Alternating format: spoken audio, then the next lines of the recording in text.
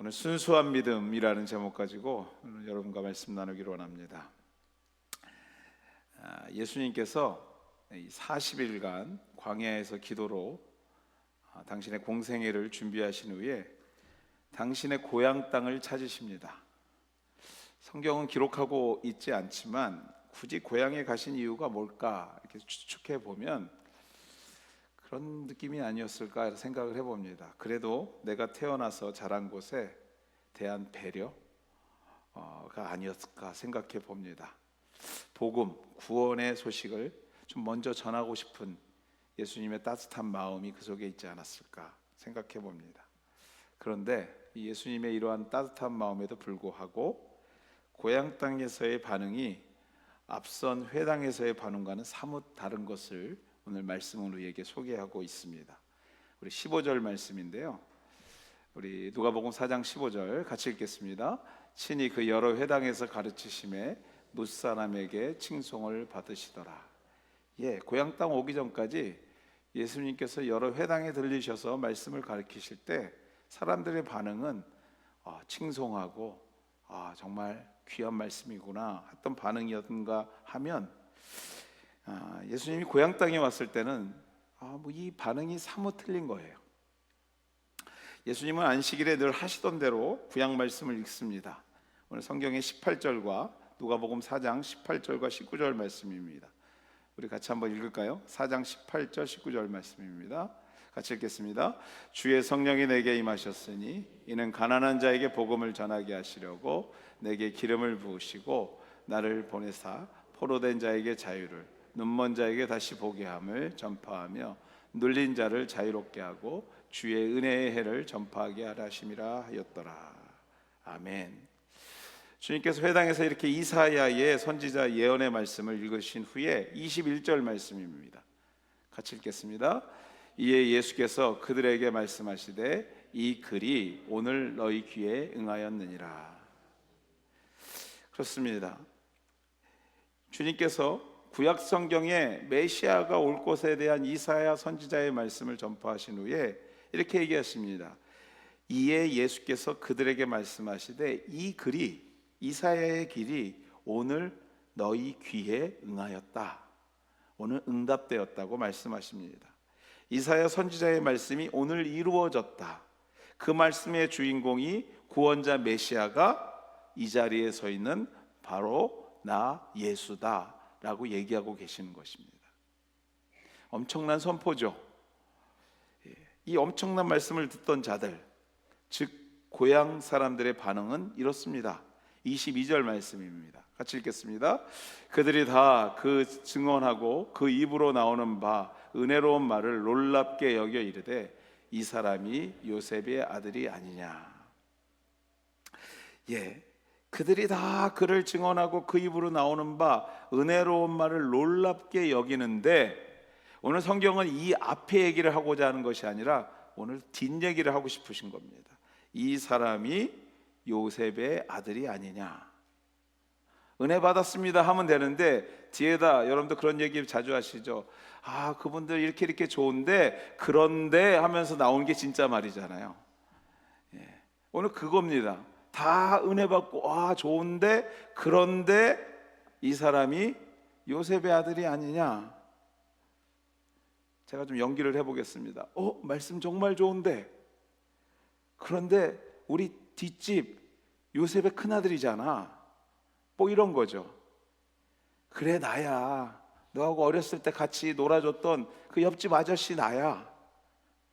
야, 너 참 말 잘하네. 많이 컸다. 이런 느낌이죠. 이 말씀 자체가.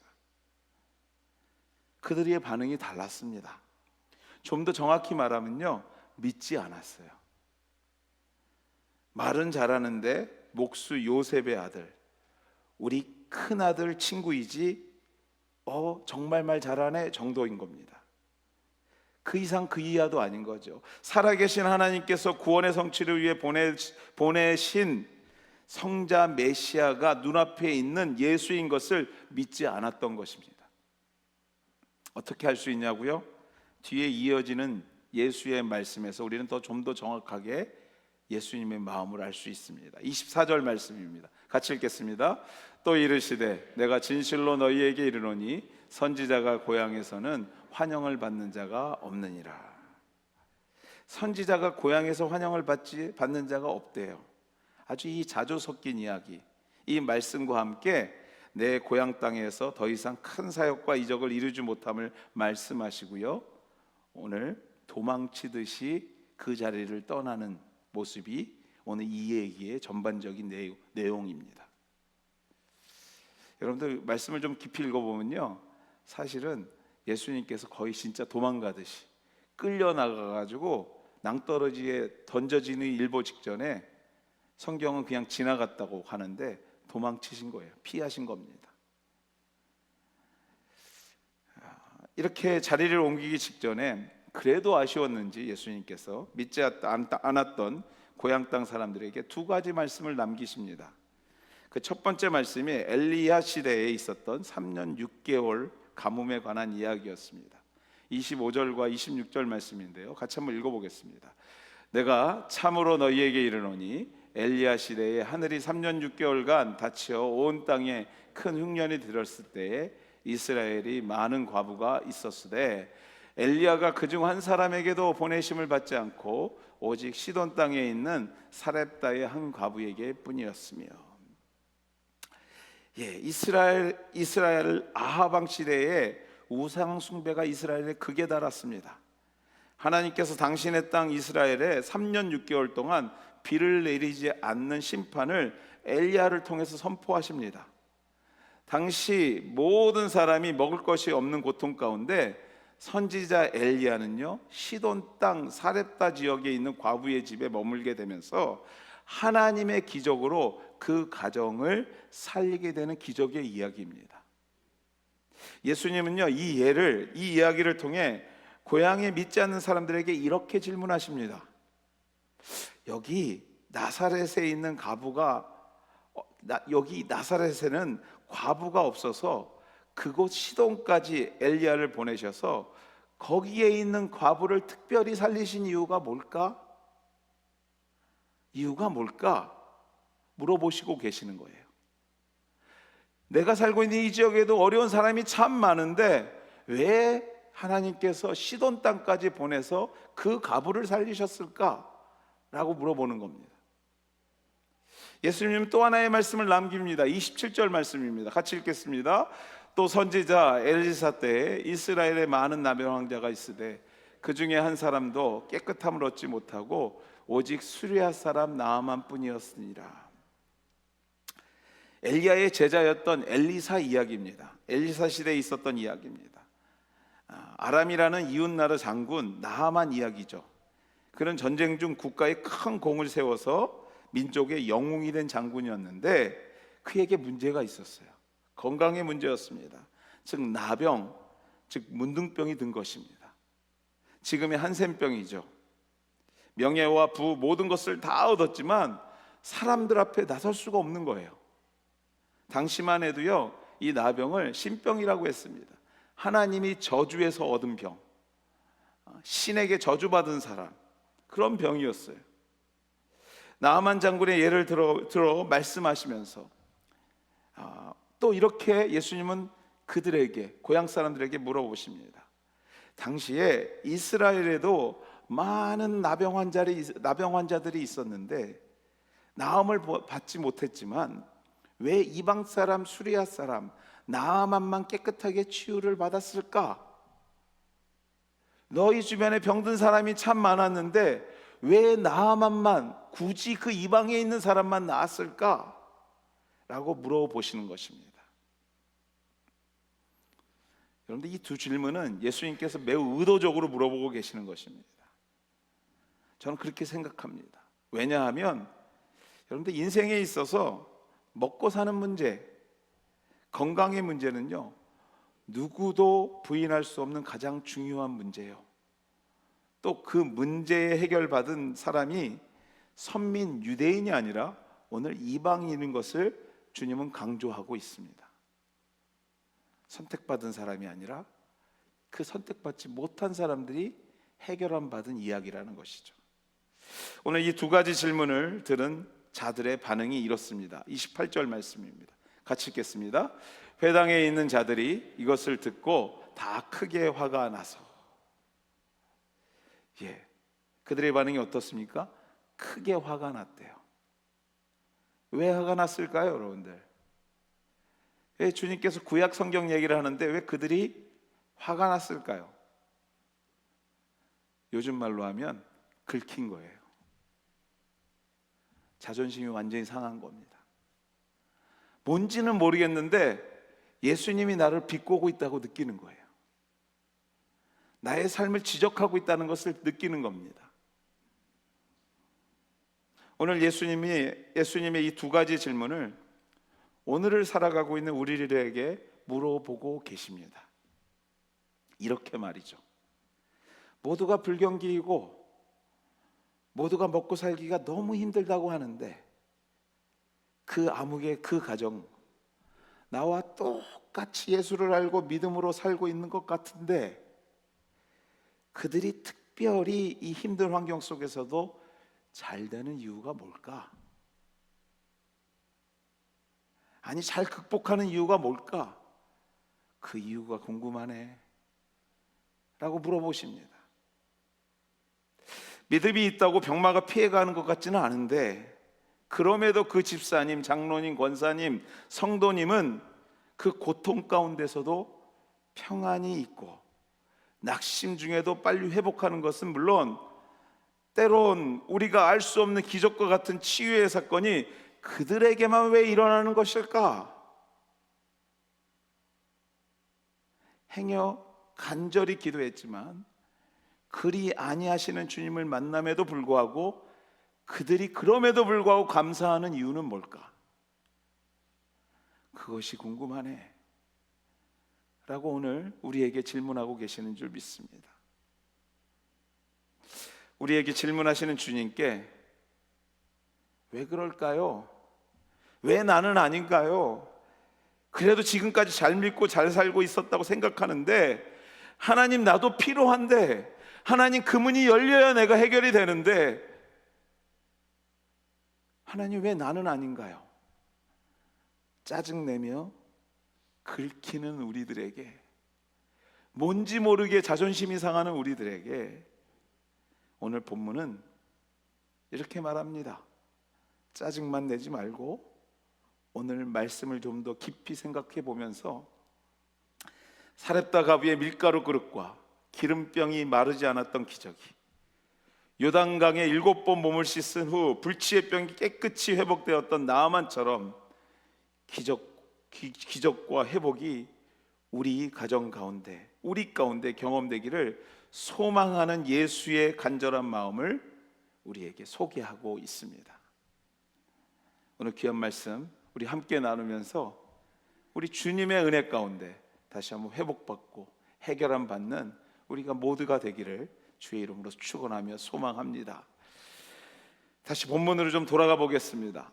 본문으로 돌아가 예수께서 예를 드셨던 첫 번째 이야기를 좀 더 깊이 읽어볼 필요가 있습니다. 북이스라엘, 그 이스라엘이 우상 숭배의 풍토가 점점 더 심해지기 시작했는데요, 특별히 이 바알 신을 섬기는 일이었습니다. 그런데 바알 신이 어떤 신이냐면요, 풍요의 신, 다산의 신입니다. 바알을 믿으면요 부자가 되고요, 바알을 믿으면 자손들이 번창하는 거예요. 그러한 신이에요. 그 땅을 풍요롭게 만들 신이라고 이스라엘 사람들이 믿었던 것이죠. 그것을 보셨던 하나님께서 하나님이 없이는 풍요도 없다라는 강력한 의미에서 그들에게 심판하시는데 3년 6개월 동안 그 땅에 비를 주시지 않겠다고 예언하게 된 것이에요. 근데 그 예언을 누가 했냐면 선지자 엘리야를 통해서 당시의 왕이었던 아합 왕 앞에서 선포하게 하십니다. 여러분 한번 상상해 보세요. 서슬퍼런 권력 앞에서 왕이 믿는 바알을 부정하고요, 내가 믿는 하나님이 진짜 하나님이고 그 하나님이 이 땅의 주인이요, 그분이 비를 내리지 않을 것을 예언하는 것, 그것도 3년 6개월 동안. 여러분들 그 결코 쉬운 일이 아닙니다.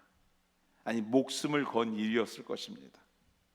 그래서 그런지 하나님께서 그 예언과 함께 그를 피신시키세요.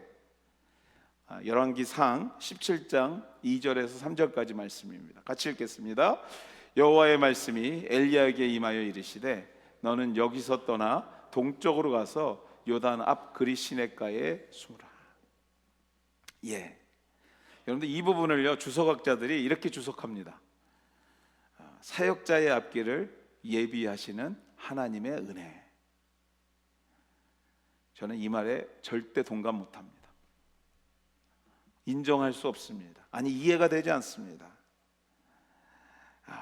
왜냐하면요 여러분들, 당장이라도 군사를 풀어 잡아 죽일 수 있는 왕을 피해 숨으라 한 곳이 요새도 아니고 벙커가 깊이 파여 있어 누구도 찾지 못하는 벙커도 아니고요, 이웃나라의 군사가 보호해주는 곳도 아닌 어디예요? 시냇가예요. 시냇가. 여러분 웃음밖에 나오지 않지 않습니까? 왕을 피해 숨으라는 곳이 시냇가입니다. 이것도 이해가 되지 않는데 더 코미디 같은 일이 벌어집니다. 더 코미디 같은 것은요, 먹을 것을 책임져 주실 것인데 까마귀가 물어다 준대요. 다들 이해가 가는 눈으로 보시는데 저는 이게 이해가 되나 싶은 거죠. 4절 말씀입니다. 같이 읽겠습니다. 그 시냇물을 마시라. 내가 까마귀들에게 명령하여 거기서 너를 먹게 하리라. 참 인간적으로 볼 때요, 뭐 하나 확실한 게 없는 거예요. 모든 게 불확실하고요, 모든 게 불안한 거죠. 그런데 더더욱 이해가 되지 않는 것은 바로 본인 엘리야입니다.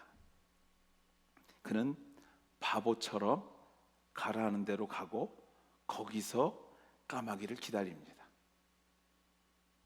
가라는 시대로 가서 그 시내가 다 마르기까지 그곳에서 하라는 대로 어떻게 해요? 여러분들 바보처럼 순수하게 순종합니다.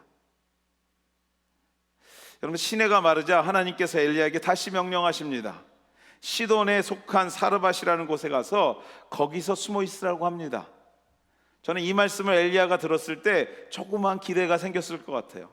속으로 많이 기대했을 것 같습니다. 왜요? 이제까지 애영생활 시키셨잖아요. 이제 사르밧 가가지고 누구를 만나라고 하는 거 보니까 그래도 하나님께서 이제까지 고생한 나를 도와주시는구나 생각했을 것 같아요.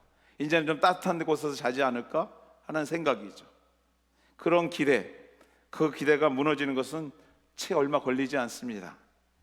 열왕기상 17장 9절 말씀입니다. 같이 읽겠습니다. 너는 일어나 시돈에 속한 사르밧으로 가서 거기 머물라. 내가 그곳 과부에게 명령하여 내게 음식을 주게 하였느니라. 내가 그곳 과부에게 명령하여 너에게 음식을 주겠대요. 이 또한도 여러분들 코미디예요. 당시의 과부는요, 가장 힘없고 가장 어려운 계층들을 얘기할 때 쓰는 표현입니다. 더 이상 경제적인 능력이 없는, 누구의 도움 없이는 살 수 없는 그런 사람들을 말할 때, 아니 그런 사람이 과부였어요. 그래도 하나님이 가라 하니 어떻게 갔어요? 바보처럼. 일부 예배 때 여기서부터 제 말에 딱 나오던데 2부 예배는 아직 안 나오는, 어떻게 갔다고요 여러분들요? 바보처럼. 바보처럼 갑니다. 그런데 밥을 달라 했더니 하는 소리가 더 과가 아닙니다. 열왕기상 17장 12절 말씀입니다. 같이 읽겠습니다. 그가 이르되 당신의 하나님 여호와께서 살아계심을 두고 맹세하노니 나는 떡이 없고 다만 통에 가루 한 움큼과 병에 기름 조금 뿐이라. 내가 나무를 가진 둘을 주어다가 나와 내 아들을 위하여 음식을 만들어 먹고 그 후에 죽으리라. 떡도 없고 기름도 없다. 오직 남은 것은 이것으로 오늘 나와 아들이 해서 먹고 죽으려고 했다라는 것이에요. 한심하죠 여러분들. 만약 이런 곳에 하나님께서 저를 보내셨다면 저는 하늘을 보고 정말 이 단전에서부터 올라오는 그 소리로 주님 도대체 뭡니까? 나보고 어떻게 하라는 겁니까? 하고 소리쳤을 것 같아요. 근데 여기서 더 재밌는 일이 벌어집니다. 엘리야보다도 더 바보 같은 사람이 나타나는 거예요. 누굽니까 여러분들? 과부였습니다. 마지막으로 먹고 죽으려 했던 그 떡을 하나님의 사람 엘리야가 나에게 가져오라 하니 막 먹고 죽겠다고 했던 그 음식마저 어떻게 해요 여러분들? 바보처럼 엘리야에게 가져갑니다. 하나님의 사람에게 가져옵니다. 순진하게 말입니다.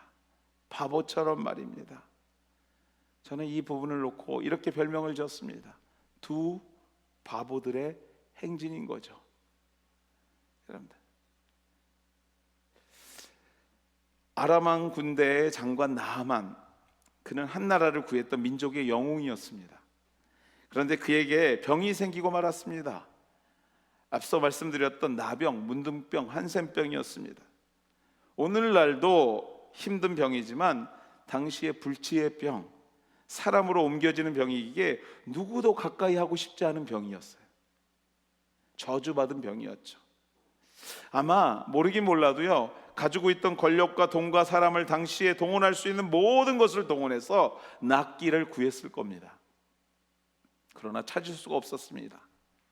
번민하고 고민하고 좌절하는 그 순간에 이스라엘 땅을 지나가다가 길에서 잡아와서 아내에게 종으로 줬던 그 종에게 이상한 얘기를 듣습니다.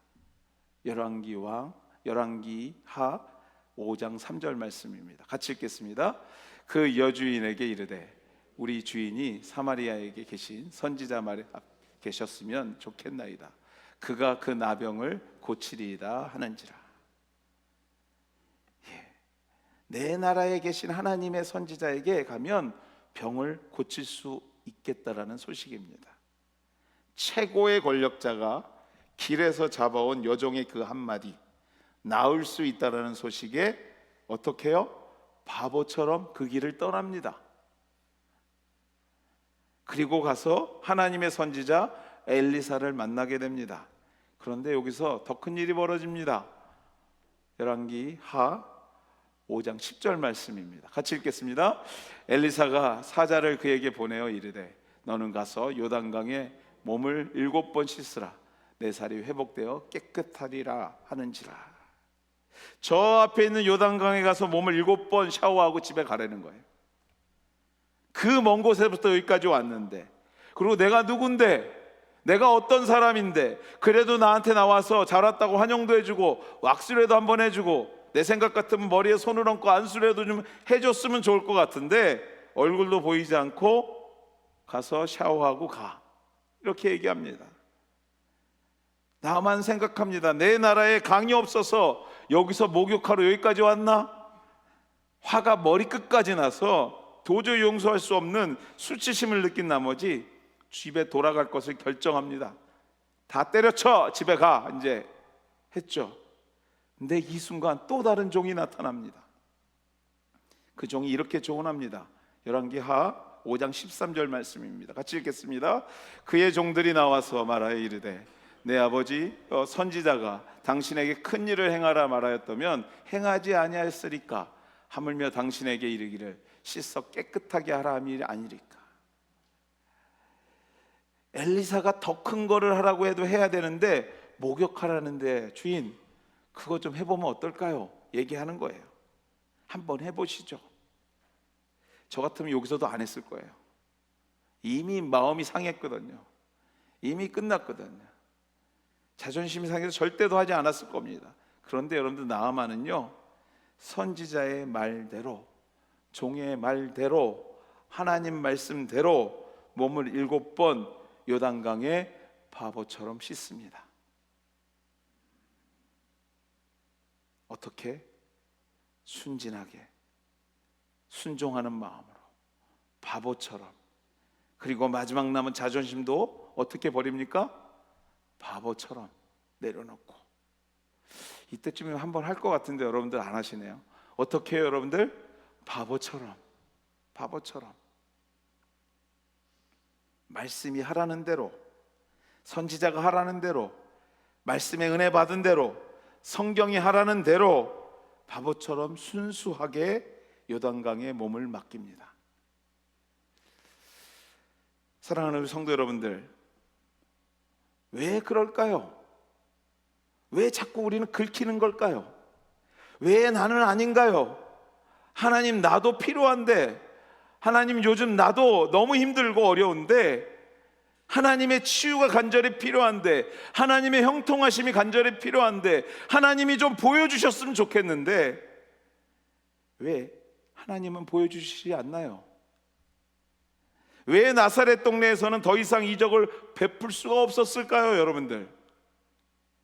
맞습니다. 영적인 바보들이 없어서예요. 우리의 영적 순수함을 잃어버려서입니다.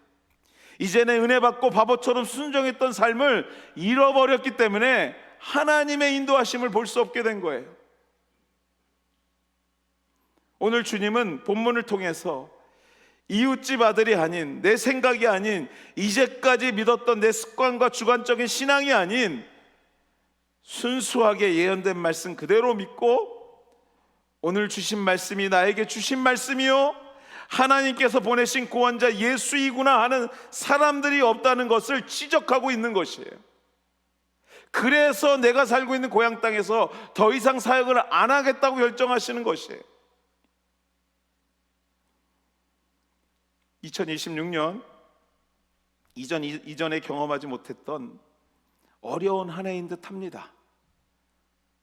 모든 지수가 어렵다고 우리에게 보여집니다. 아니, 정말 어렵습니다.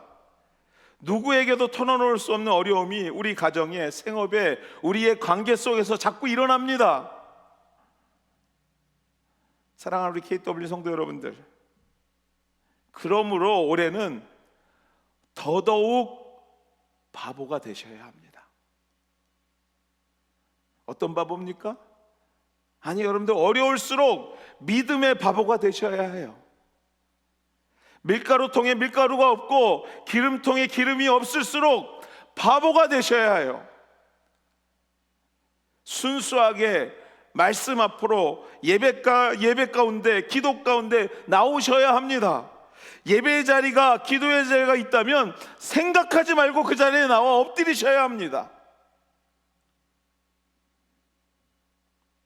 말씀대로 바보처럼 행했더니, 순종했더니, 여러분들 3년 6개월 동안 모든 사람이 어려울 때, 모든 사람이 피해갈 수 없는 가뭄 속에서도 하나님께서 그 가뭄을 피하게 하신 줄 믿습니다.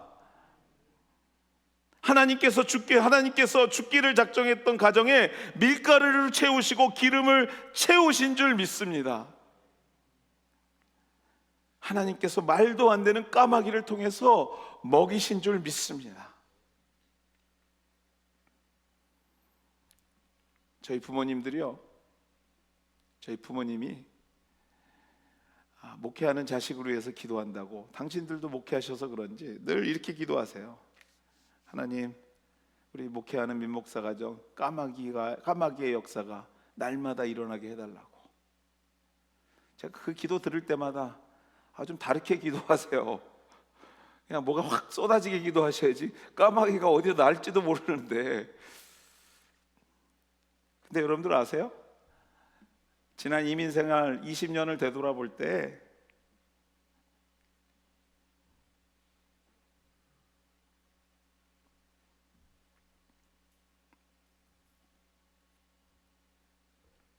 하나님께서 그렇게 인도하셨더라고요.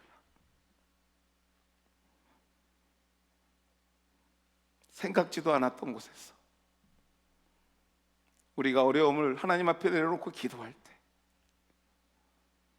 보이지 않는 그 무언가가 늘 우리의 삶을 이끌어감을 고백하지 않을 수 없습니다. 이런 역사가 우리 KW 공동체 위에 가득하기를 주의 이름으로 축원해 드립니다. 하나님의 은혜, 우리가 알 수 없는 곳에서 역사하시는 우리 하나님의 은혜, 그 은혜만이 우리의 어려움의 해결책일 수밖에 없습니다. 말씀하시는 대로 바보처럼 행했더니 세상의 모든 의학이 아니라고, 못한다고 할 때에 치유가 되는 역사가 있었다라는 것이에요. 여러분들, 하나님께서 세우신 의사를 통해 주신 약을 좀 바보처럼 따라 먹으세요. 먹지 말라는 것 좀 먹지 마세요. 주사도 맞고요, 하라는 대로 열심히 행해 보세요. 순종했더니 그 가운데서 치유가 일어나는 것이에요. 여러분들 아세요? 나이가 들수록요, 하나님 말도 안 듣지만 의사 말도 안 들어요. 정말 안 들어요. 여러분들, 의사 선생님도 우리 하나님께서 보내신 하나님의 사람들입니다. 의술도. 우리 어르신들 이 여름에 건강 조심하셔야 되는데, 조심하는 가장 좋은 방법은요, 의사 선생님 말 잘 듣는 겁니다. 먹으라는 약 잘 먹고요, 먹지 말라는 거 먹지 마시고요, 운동할 때 운동 좀 하시고요, 순종하셔야 돼요. 그 가운데 하나님의 기적이 있을 줄 믿습니다. 보세요, 아멘도 안 하시잖아요. 사랑하는 성도 여러분들, 우리 하나님은 오늘도 당신의 믿음의 바보들을 찾으시는 줄 믿습니다. 당신을 순수한 열정으로 믿고 의지하는 사람들을 오늘도 찾으십니다. 우리가 어느 골짜기에 있을지라도, 우리가 어떠한 위기 가운데 있을지라도 그 말씀을 듣고 읽고 묵상하고 그 말씀에 순수하게 정말 바보처럼 순종하려고 애쓰고 있다면, 그 사람에게는 세상이 줄 수 없는 하늘의 희망이 있음을 믿으시길 바랍니다. 하나님의 역사가 그곳에 있는 줄 믿습니다. 하나님의 인도하심이 그곳에 있을 줄 믿습니다. 말씀을 맺습니다. 여러분들, 예수님은 왜 나사렛에서 더 큰 이적과 사역을 할 수 없었나? 그것은요, 바로 영적인 바보들이 없어서입니다. 사실 오늘 설교 제목을 바보라고 하고 싶었습니다. 근데 차마 주보에 바보라고 쓰긴 뭐해서 제가 찾다 순수한 믿음이라고 썼습니다. 순수한 믿음이 없어서예요. 순종하는 믿음이 없어서입니다. 좀 더 정확하게 신랄하게 얘기하면요, 나름 너무 똑똑해요. 자신의 환경과 경험에서 너무 똑똑해서 벗어나지를 못합니다. 사랑하는 여러분들, 오늘이라도 주신 말씀을 바보처럼 순수하게 따라간다면, 순종한다면, 정말 어려운 시기를 살아가는 우리들의 삶 가운데, 우리 KW 성도들 가운데 까마귀의 역사는, 치유의 역사는, 하나님의 인도하심은 일상이 될 줄 믿습니다. 우리가 날마다 경험하고 선포하고 나누는 우리의 삶이 될 줄 믿습니다. 오늘 이 어려운 시기, 우리가 다시 한번 믿음으로 주님 앞에 올바로 서서 정말 순수함으로 하나님 앞에 다가서게 되는 우리 KW 공동체 모두가 되기를 주의 이름으로 간절히 소망하며 축원해 드립니다.